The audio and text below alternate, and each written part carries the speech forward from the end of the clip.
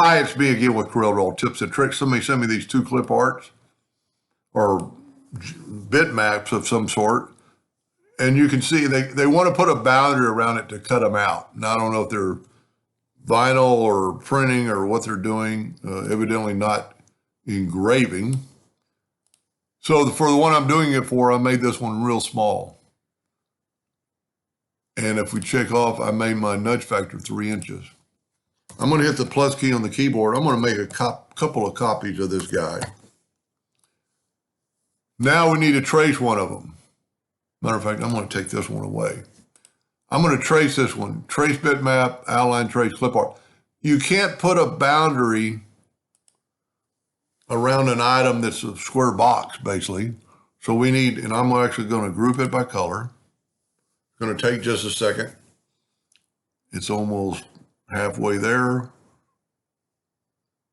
And it's taking away the background. And then I'm going to nudge it over. And you can see by the yellow box that there's nothing there. Now, there's a few little bad parts of this that I would maybe correct maybe at this time.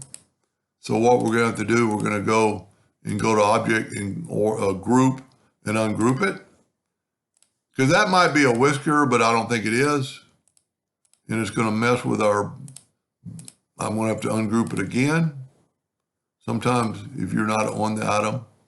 So now we got some nodes and we're going to take the shape tool. We're just going to delete these nodes. Now I call that a whoop-de-doo. A couple of ways to fix it is to take it, but the easiest way is just select that node, shift select that node, and right click and turn it into a line. Now we're going to go back and put a little curve to that by right clicking and turning it into a curve and turning this one into a curve. So right click, curve. And then when you do that, you get handles and we can kind of put his texture back. Now, I don't know how you're going to cut out these whiskers, but what I would do, and see, here's another part. It's part of another group. So we're going to have to, you know what I'm going to do? I'm going to take the yellow box away. Take that and ungroup it again. So they're all a bunch of different groups because I grouped them by color. So here we go. I would fix his whiskers at this point. And this would be real easy. If you have X7 or above, you can get the smoothing tool. And we're going to set it on like 1/2 inch. That's still probably too big. Let's go 0.25. You don't want it too big to interfere with the other one. We're just going to round these whiskers off because we're going to cut them off. Or if you're going to put an outline around them, that jaggedness would really cause you trouble. And at this time, I'd go ahead and maybe do some of that. Let's go ahead and do the other whiskers.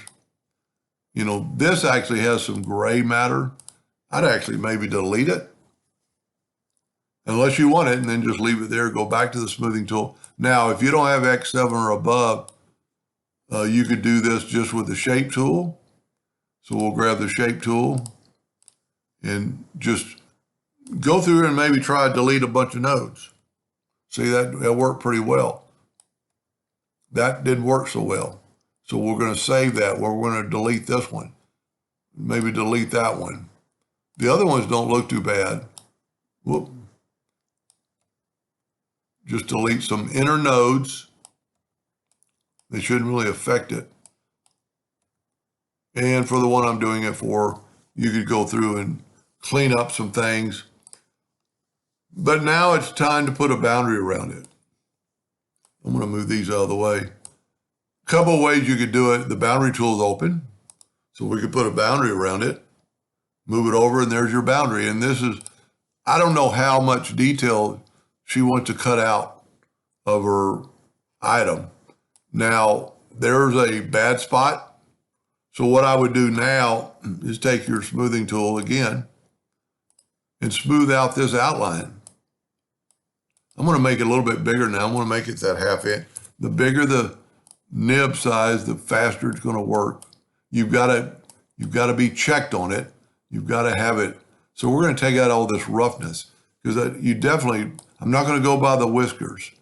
I'm going to stay away from the whiskers and they can kind of inadvertently do that. By doing this, we're going to save some smoothness.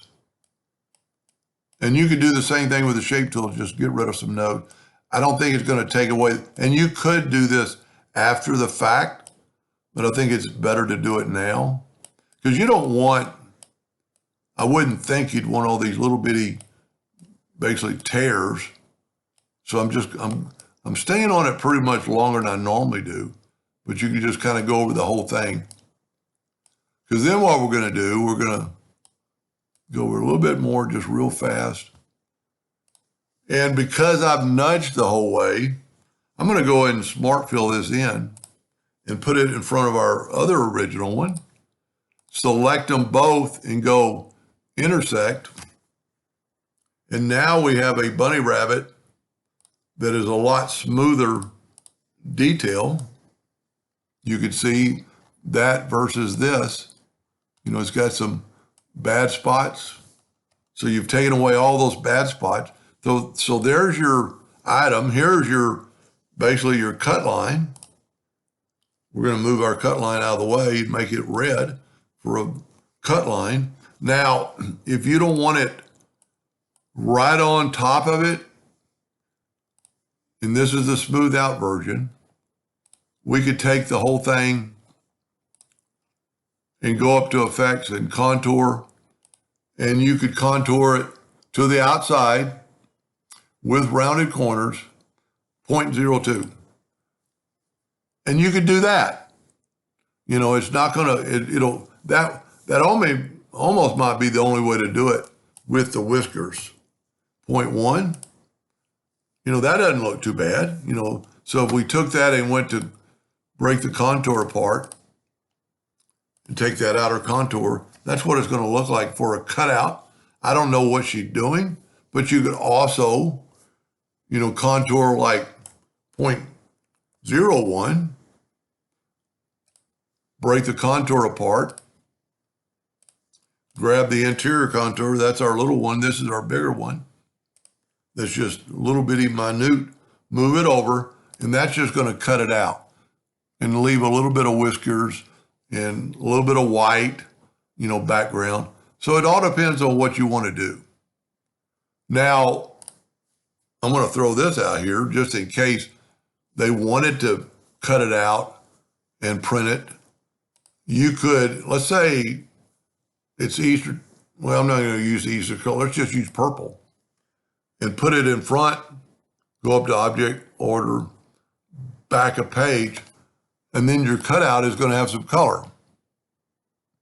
I know nothing about printing or really what they're doing. And then this one would be the same way. So if I was going to do this one, make it smaller. It's going to save Corel a lot of time tracing. And then after you get through with the ones you want, you could make it back to the size you want. I'm going to take away that fill. And then, well, okay, I moved it. I shouldn't have. I nudged it. And I can left click, right click the red, and there's your cut line on the same size rabbit that's 33 inches tall, which is really big. So just the only lesson really learned here is you cannot put a boundary around that, because if we look at it with the yellow box trick, that's what it looks like. And if you try to put a boundary around that, you're just going to get a square box. Anyway, I hope that helped them a little bit. Thank you for watching.